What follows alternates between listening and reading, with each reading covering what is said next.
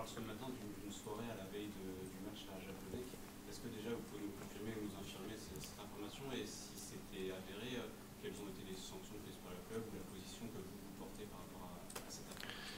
Alors quand je disais ça suffit tout à l'heure au niveau du recrutement, c'est la même position qui est la mienne aujourd'hui. Je trouve dommage, et peut-être même un peu plus, que de fausses informations comme celle-ci soient communiquées. Voilà. Il y a des hommes, il y a des familles.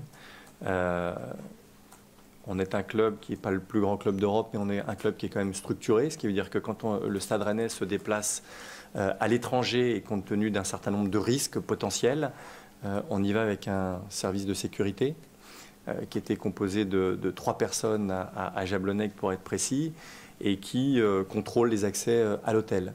Je peux vous assurer aujourd'hui qu'il ne s'est absolument rien passé la veille du match à l'hôtel, qui n'était pas à Jablonec mais qui était à Liberec. Il ne s'est rien passé. Il y a eu une tentative d'événement ou d'incident le jeudi soir à Prague, donc après le match quand nous sommes arrivés, mais le fameux service d'ordre, effectivement, veillé au grain, est intervenu et a fait en sorte, effectivement, que quelque chose ou que rien ne se produise plus exactement. Donc encore une fois, c'est assez grave de dire qu'il y avait plusieurs joueurs sans connaître. Il y a un joueur, effectivement, qui a été identifié et dont je tairai le nom, qui a déjà été sanctionné et qui sera également reçu par le club par rapport à cette attitude qui n'est pas en adéquation avec ce que l'on attend d'un footballeur de haut niveau. Mais je le répète, rien avant le match.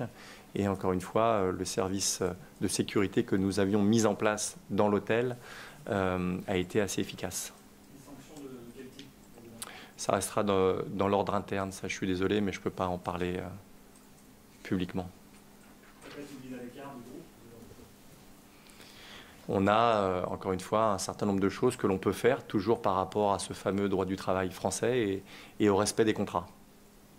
C'est quoi la nature de l'incident, du coup, après le match? La nature de l'incident après le match? Je ne vais pas rentrer dans les détails. C'est du même ordre. Vous avez une idée, voilà, de ce qui s'est passé. Ce qui a été décrit. On n'en est pas très loin. Voilà.